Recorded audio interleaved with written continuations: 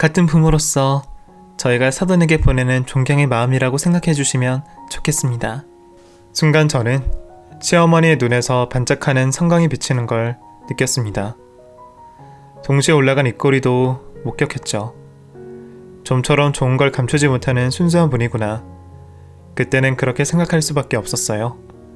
시어머니가 너무 좋아만 하자 안 되겠는지 남편이 나서더라고요. 아닙니다, 장모님. 저희 어머니가 이미 2분 시계를 준비하셨어요. 다른 건 몰라도 집은 어떻게 해서든 직접 구하려고 했는데 너무 죄송하고 감사합니다. 평생 감사하는 마음으로 2분께 잘하겠습니다. 엄마는 대견하다면서 남편의 어깨를 두드려 주었고, 어머니 선물이면 감사히 받겠지만 더 이상은 절대 준비하지 말라고 하셨어요.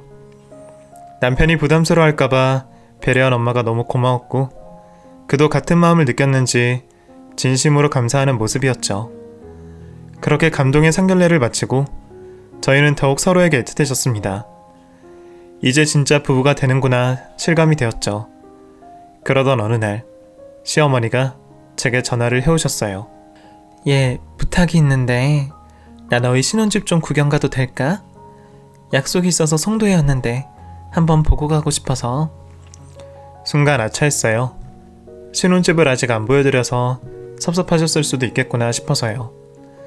당장 달려가서 보여드리고 싶은데 업무 중이어서 그럴 수 없어 죄송하다고 하니까, 그럼 어머니는 주소와 비밀번호를 가르쳐달라고 하시더라고요. 온 김에 혼자 가서 둘러보시겠다고요.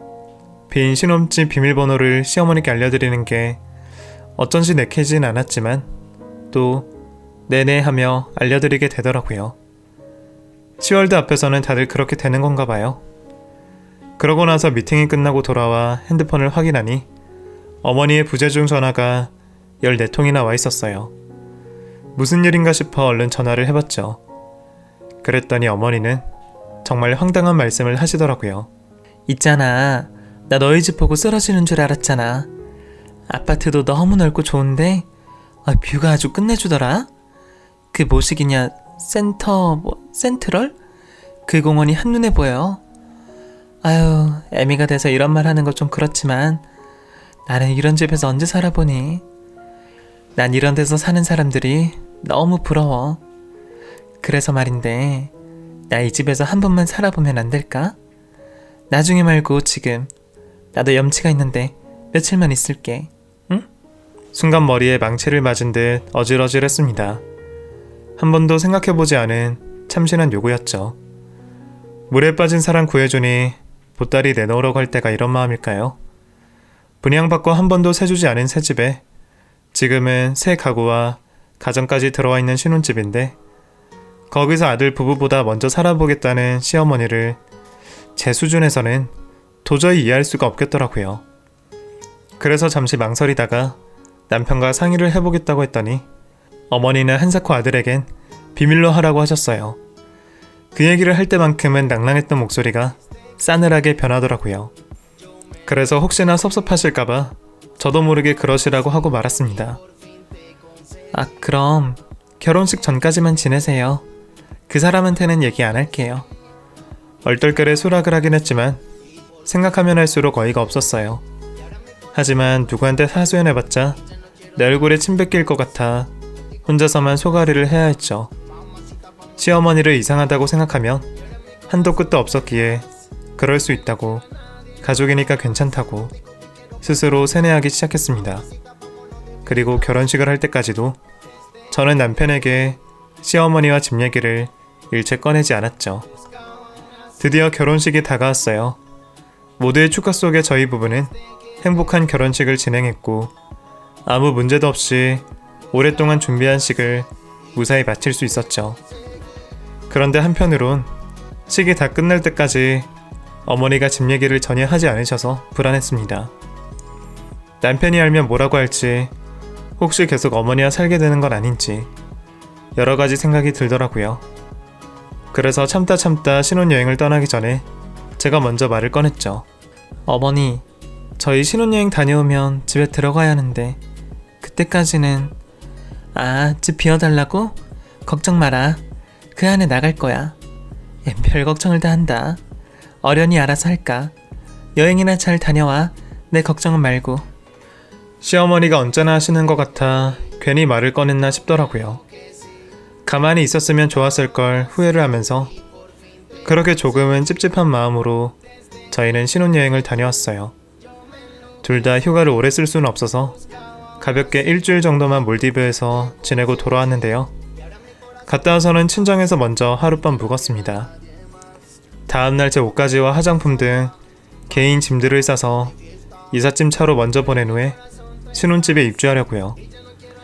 잘 갔다 왔다고 어머니와 통화를 할 때 어머니가 사정이 생겨 아직 못 나갔다며 이삿짐 센터 사람들이 오면 문 열어주고 그때 나가겠다고 하시더라고요.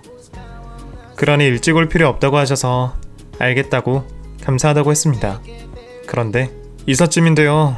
여기 아무도 안 계시는데요. 다음날 짐을 다 싸서 이삿짐 차에 실어 보낸 후 샤워를 하고 늦은 아침을 먹으려고 친정집 식탁에 앉았는데 벌써 도착한 이삿짐 센터에서 전화가 왔습니다. 아무도 없다니 어머니가 아직 주무시는 건가? 미리 전화를 드렸어야 했나 싶어서 전화를 걸었죠. 어머니가 그곳에서 지내는지 모르는 남편은 그냥 도어록 번호 가르쳐드리고 지금 바로 출발하자고 말했는데 저는 혹시나 어머니가 놀라실까봐 그렇게 할 수 없었어요. 그래서 전화를 또 하고 또 했지만 끝내 받지 않으시더라고요. 그래서 할 수 없이 이삿짐 센터 직원에게 도어록 비밀번호를 알려주고 주섬주섬 옷을 입고 그곳으로 먼저 갔습니다. 남편에게는 먼저 가볼 테니 아침 먹고 천천히 오라고 하면서요. 어머니가 나가실 시간을 벌어야 했으니까요. 서둘러 신혼집에 도착하자 한창 이삿짐이 들어가고 있었는데요. 어수선한 와중에 집 안으로 들어선 순간 전 경악하고 말았습니다. 집 안에 들여놓은 가구와 가전이 하나도 없었고 거실 바닥에는 빈 소주병과 담배꽁초들이 여기저기 널브러져 있었기 때문이죠. 또 텅 빈 안방에는 휴지가 여기저기 뒹굴고 있었고 다른 방에는 누군가 버리고 간 쓰레기들이 흩어져 있었어요. 대체 이게 무슨 일인지 감도 잡히지 않아 멍하니 서 있을 수밖에 없었습니다. 잠시 후 신랑이 도착하고 집꼴을 보더니 무슨 일이냐고 제게 물었습니다. 이미 머리가 하얘진 저는 사실대로 이야기할 수밖에 없었어요. 그리고 어머니가 이 집에서 지내셨다는 말을 듣자마자 그의 얼굴은 차갑게 굳어버렸죠. 지금껏 한 번도 보지 못한 핏기 하나 없이 무서운 얼굴이었습니다. 그 역시 어머니에게 몇 번이나 전화를 걸었지만 어머니는 전화를 받지 않았어요. 계속 전화를 받지 않자 전화기를 바닥에 힘껏 내던지더라고요. 그런 남편의 행동을 보며 불길한 예감이 들었어요. 어쩐지 내가 알면 안 되는 신랑의 깊은 내면을 마주해야 할 것 같았죠. 그리고 안타깝게도 불길한 예감은 틀리는 법이 없었어요. 신랑은 화를 가라앉히고 어렵게 말을 꺼냈어요. 아무래도 어머니 짓인 것 같다고 어머니가 신혼가구와 가전을 몽땅 처분해 도망간 것 같다고요. 누군가 아이디어를 주고 물건을 빼내는데 도움을 준 사람이 있을 거고 그 꼬임에 넘어갔을 거라고 어머니는 충분히 그럴 수 있는 사람이라고요. 그러면서 자신의 이야기를 말해줬습니다. 지금껏 한 번도 저에게 말해준 적 없는 출생에 관한 진짜 이야기를요. 그의 말에 따르면 시어머니는 시골 술집 작부 출신이었습니다. 그의 어머니의 어머니 역시 시골 기생이었다고 하죠. 그는 평생 친부가 누구인지조차 몰랐고 끝끝내 어머니가 말해주지 않자 포기한 상태였는데요. 어머니가 이야기를 해주지 못한 건 자신조차도 아이의 친부가 누군지 모르기 때문이었을 거라고 남편은 말했어요. 그렇게 술집에서 태어나 술집에서 자라던 남편은 어린 시절 엄마의 손님인 양조장 사장의 눈에 띄어 그 집 양자가 되었다고 해요. 워낙 성격도 좋고 인물도 좋으니 아들 없는 양조장 사장이 계속 탐을 내길래 어머니가 데려가고 싶으면 데려가라고 했다고 하죠. 덕분에 그 집에서 잘 먹고 공부도 열심히 하며 예쁨 받고 자랄 수 있었는데요. 어린 마음에도 이것이 신분 세탁을 할 수 있는 기회라고 생각해 악착같이 공부에만 몰두했다고 했습니다. 완전히 다른 사람으로 양조장 사장 아들로 인정받으며 살고 싶어서요. 그런데 그때까지만 해도 세상은 그의 편이 아니었나 봐요. 양조장이 부도가 나면서 다시 오갈 데가 없어서 술집으로 돌아와야 했으니까요. 죽어도 술집으로 돌아가긴 싫어 죽어라 공부만 한 게 모두 물거품이 되고 말았죠. 하지만 그는 포기하지 않았어요. 공부를 열심히 해 기숙사가 있는 고등학교에 진학하겠다는 새로운 꿈이 생겼기 때문이죠. 피나는 노력 끝에 결국 합격을 했는데요. 어머니가 돈을 주지 않아 등록금을 낼 수 없어 그렇게 어렵게 얻은 기회를 포기해야 하는 상황이었다고 합니다. 하지만 포기할 수 없었던 그는 결국 어머니의 쌈짓돈을 훔쳐 등록금을 낸 후 술집을 탈출했는데 그게 평생 그의 발목을 잡을 줄 그때는 꿈에도 몰랐었다고 하죠. 학교 기숙사에서 생활을 하는 동안 어머니는 틈만 나면 돈 갚으라고 학교로 찾아왔고 깡패와 동행하는 것도 서슴지 않았다고 해요. 한 번은 사채업자인 애인과 함께 와서 억지로 돈을 빌려 자신의 돈을 갚게 하고는 다음 학기 등록금도 빌리게 했다고 하죠. 학생한테 말이에요. 그는 그 순간 더 이상 어머니를 부모도 여기지 않았다고 해요. 그 얘기를 들었을 때 저는 너무 놀라서 입을 틀어막고 들어야 했을 정도였죠. 그렇게 어린 나이에 빚더미 앉게 된 그는 기숙사를 퇴사해야 하는 주말마다 입주 가정교사 일을 하며 번 돈으로 사채 빚을 갚아 나갔다고 해요. 다른 친구들이 부모님 보내준 차를 타고 비싼 수업을 들으러 학원으로 갈 때 그는 돈을 벌러 남의 집에 가야 했던 거죠. 그야말로 눈물나게 공부해 명문대에 입학한 그는 등록금을 갚기 위해 또 살인적인 스케줄의 가해를 해야 했다고 합니다. 어린 나이부터 돈의 무서움을 뼈저리게 느꼈기 때문에 그가 돈을 함부로 쓰지 못하게 됐다는 걸 알게 되자 저는 노열하고 말았죠. 그런 것도 모르고 너무 철없이 그를 바라본 것 같아 너무 미안했습니다. 고생 끝에 대기업에 입사하고 난 지 얼마 후 다시 어머니가 그를 찾아왔다고 합니다. 이제 나이도 있고 좀 괜찮은 술집을 하나 내고 싶은데 돈 좀 빌려달라는 목적으로요. 그는 미쳤냐고 사람도 아니라고 어머니에게 소리를 질렀지만 어머니는 특유의 낭낭한 목소리로 안 그러면 상사를 찾아가겠다고 협박했다고 해요. 그래서 하는 수 없이 대출을 받아 가게를 내주었는데 그게 지금 어머니가 운영하시는 호프집이었던 거죠. 돈은 안 갚아도 되니 대신 젓가락 두드리는 술집이 아닌 호프집을 해보라는 게 남편의 유일한 조건이었다고 합니다.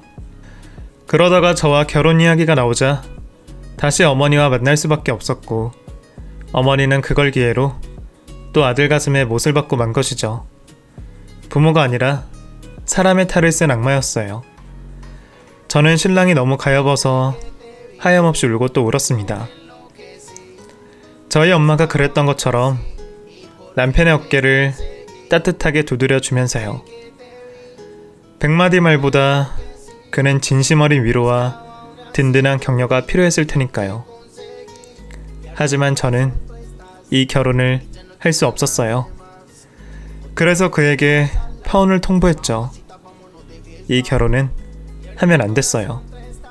혹시 남편의 출생의 비밀을 알고 혹시 마음이 변한 거냐, 콩가루 같은 집안 내력을 알고 변심한 거야 하는 생각이 드실 거예요. 하지만 저는 파혼을 하지만 남편은 여전히 사랑했습니다. 아니, 전보다 더 깊이 사랑하게 되었죠. 이제 그에겐 제가 진짜 가족이니까요. 그럼에도 불구하고 제가 파혼을 결정한 건 어머니에게 복수하기 위해서였습니다. 이 결혼이 성사되지 않아야 어머니의 대사기극이 성공할 수 없을 테니까요. 결혼했는데 저희들이 어쩔 거야 라고 나올 어머니를 막으려면 이 결혼이 깨져야 하니까요. 저는 이 아이디어를 남편에게 말하고 엄마 아빠를 찾아갔습니다. 그리고 부모님의 변호사에게 자문을 얻어 시어머니에게 원상회복 청구 소송을 제기했죠. 파혼 후 혼수, 예물, 그리고 신혼집을 원래 상태로 되돌리는 법적 절차였습니다. 추가로 결혼식에 들어간 기타 비용에 대해 손해배상 청구도 진행했죠. 활용 점정으로 어머니의 만행으로 인한 정신적 손해에 대한 위자료 청구 소송까지 제기했습니다. 어머니로부터 상처받은 사랑하는 남편을 지키기 위해서요. 소송을 진행하면서 알게 된 사실인데, 어머니는 남편이 마련해준 호프집 보증금도 이미 뺏어 가져갔더라고요. 완전히 남편을 갖고 노는 어머니를 더 이상 부모란 이유로 이해하고만 있을 수는 없었어요. 변호사의 조언대로 소송이 제기되자 잠적했던 어머니는 결국 제게 연락을 해왔습니다. 함께 지낸 남자가 사기꾼이었다며 자신을 꼬드겨 물건을 빼돌리자고 했다고, 자신은 아무 죄가 없다면서요. 다 돌려줄 테니 소송을 취하해달라고 빌고 또 빌더라고요. 저는 모든 걸 원상태로 되돌려놓고 신랑에게 정식으로 사과하지 않으면 취하는 없다고 단호하게 말씀드렸어요. 그랬더니 작정이라도 한 듯 할 말 안 할 말 다 하시더라고요. 너 그렇게 안 봤는데 정말 싸가지 없는 애였구나. 모든 게 어디까진데, 나도 할 수 있는 데까지가 있는 건데 이제 와서 다 돌려놓으라면 어떡하니? 너 그래도 한때 시어머니였던 사람한테 너무하는 거 아니니? 너네 부모님은 나더러 훌륭하다고 선물이라면서 주실 땐 언제고 그걸 도로 다 내놓으라고 하시는 거니? 참네. 하여튼 있는 사람들이 더 한다니까. 그리고 우리 아들은 나 원래 이렇게 생긴 줄 너무 잘 알거든? 사가는 무슨 사가. 원래 가족끼리는 다 그런 거야. 그게 사람 사는 거야. 뭘 알긴 아는 거니? 하긴 알 리가 있겠니, 부잣집 딸내미가. 끝까지 막말을 들어놓고는 결국 신혼집 가구와 가전, 그리고 예단으로 드렸던 다이아 반지 세트와 명품 가방까지 모두 돌려준 시어머니. 하지만 가게 보증금은 이미 새로운 애인과 모두 써버린 후였고, 남편은 성의 없는 한마디 사과만 들을 수 있었죠. 기대를 안 해서 그런지 상처도 안 받은 것 같더라고요. 변호사가 그나마라도 다행이라고 해서 저와 남편, 그리고 저희 부모님은 모든 소송을 취하하기로 했는데요. 단 조건이 있었어요. 앞으로 남편 앞에 나타나지 않겠다는 각서를 쓰는 것이었죠. 그러자 시어머니는 어디서 남의 아들을 맨입으로 빼앗아 가려 한다며 고래고래 소리를 지르기 시작했어요. 하지만 아무도 호응해주는 사람이 없자 결국 변호사를 대동한 자리에서 각서를 쓰고 공증까지 받은 후에야 그곳을 떠나셨어요. 이후 지금까지 완전히 연락을 끊고 잠적하셨죠. 이렇게 이름만 부모였던 굴레가 남편 인생에서 비로소 사라지게 됐습니다. 이런 우여곡절 끝에 남편과 저는 드디어 신혼집에 입주를 할 수 있었고, 비로소 법적으로도 부부가 되었습니다. 너무 많은 일을 겪은 탓인지 저희는 포근한 둘만의 신혼집에서 모처럼 단잠에 빠져버렸죠. 이제 이 집에는 좋은 일만 생길 거라는 꿈을 꾸면서 아주 오랜만에 깊은 잠을 잘 수 있었어요. 둘이서 손을 꼭 잡은 채로요. 새근새근 아기처럼 곤히 잠이 든 남편을 보니 저도 비로소 곤히 잠들 수 있었어요. 그리고 그날 저희 부부에게 예쁜 이세가 찾아왔죠.